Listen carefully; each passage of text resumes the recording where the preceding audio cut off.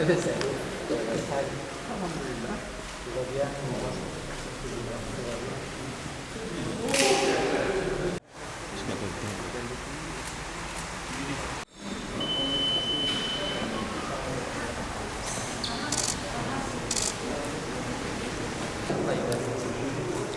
c'est une occasion de saluer vos efforts inlassables, cher Sharif, et de rendre hommage à l'action de votre pays au service de notre organisation, sous l'impulsion bienveillante de son Excellence Mahamad Idriss Déby Itno, président en exercice de la CINSAD.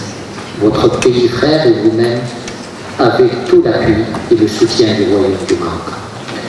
Je tiens aussi à exprimer mes vifs remerciements à M.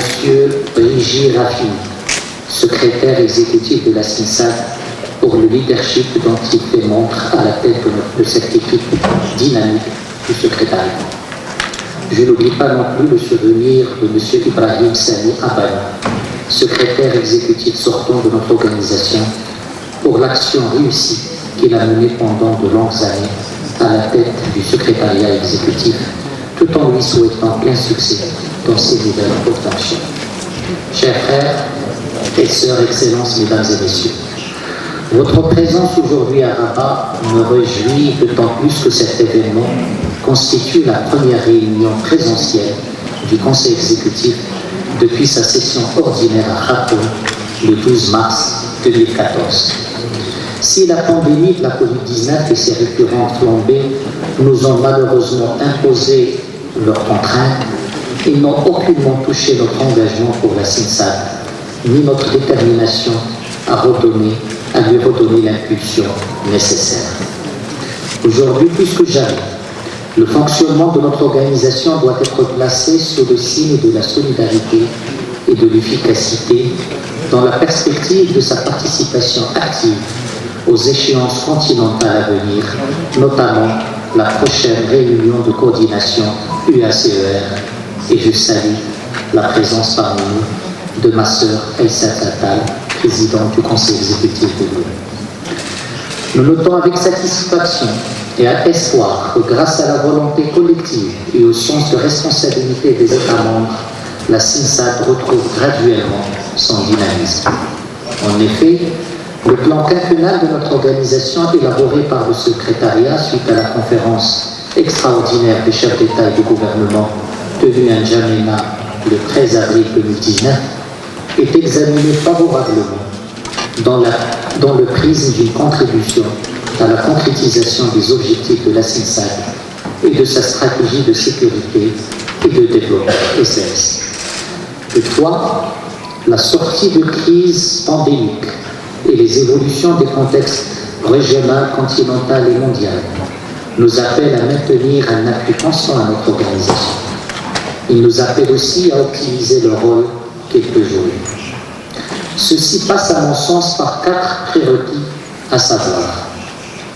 Le premier est celui de restaurer une cadence normale des travaux des instances dirigeantes de notre communauté. Le rôle de la CINSAD en tant que levier de développement régional est tributaire de son dynamisme interne et de sa capacité à répondre aux défis de la région aux côtés de la CEDEAO, de la communauté des États de l'Afrique centrale et de G5 Sahel. Le second prérequis est celui de compléter et opérationnaliser l'architecture de notre organisation par la mise en place des nouveaux organes prévus par le traité révisé. Je pense en particulier au comité des ambassadeurs et représentants permanents, au Conseil permanent de développement durable, au Conseil permanent de paix et de sécurité, ainsi que du Centre de lutte contre le terrorisme, dont il faut relancer les travaux. Je voudrais saisir cette occasion pour proposer la mise en place d'un groupe de coordination des pays de la CINSAD, membres du CPS de l'Union africaine. Ce mécanisme serait bien utile pour coordonner le suivi et la défense des priorités chères à la CINSAD en matière de paix et de sécurité. Le troisième prérequis concerne le renforcement des moyens d'action du secrétariat exécutif. Nous ne pouvons que nous féliciter et féliciter les membres du secrétariat qui font tant avec si peu de moyens. Apporter du renfort en ressources humaines compétente en expertise et en moyens est une nécessité si l'on veut un secrétariat à même de déployer la pleine mesure de son efficience. Enfin, repensons la politique de la Banque sahélo-saharienne pour l'investissement et le commerce. Cette institution stratégique doit accompagner les efforts de la communauté dans les domaines de développement et sa relation avec les investisseurs potentiels dans cette zone. En effet, chers sœurs et frères, la CINSAD est une véritable miniature de l'Afrique, dans sa richesse, sa diversité et ses défis. La CINSAD dispose d'un potentiel important pour s'affirmer en tant que région dynamique, pleine de complémentarité, productrice de valeur ajoutée et à même de mutualiser les défis socio-économiques de ses membres. Mais, malgré son potentiel, la CINSAD peine à atteindre sa vitesse de croisière et à être ce catalyseur de stabilité et de prospérité partagée auquel aspirent ses populations. La région continue d'afficher une performance en deçà de ses capacités dans plusieurs chantiers de l'agenda 2030 de l'ONU et de l'agenda 2063 de l'UA. C'est pour cela que nos efforts doivent tendre à faire émerger notre communauté comme un creuset de nos efforts collectifs, en faisant avancer notre groupement vers une intégration régionale réelle. En particulier, l'action de la CINSAD devrait, dans les prochaines années, tenter vers 1.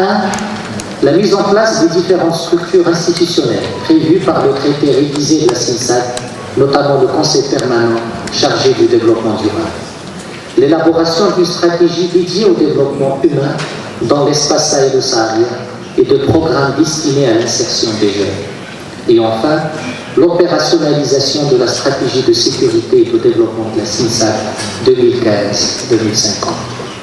Pour sa part, le Royaume du Maroc poursuivra son engagement à œuvrer pour l'édification de l'espace sahélo-saharien en entretenant avec les membres des relations fraternelles basées sur la coopération, la solidarité, le respect de leur souveraineté et de leur intégrité territoriale. Nous aurions tous voulu ne plus avoir à évoquer la thématique sécuritaire à chaque fois que nous parlons du Sahel. Mais le fait est qu'en l'espace d'une décennie, notre région est devenue non seulement un lieu de retour et de déploiement des combattants étrangers, mais aussi un espace producteur de groupes terroristes.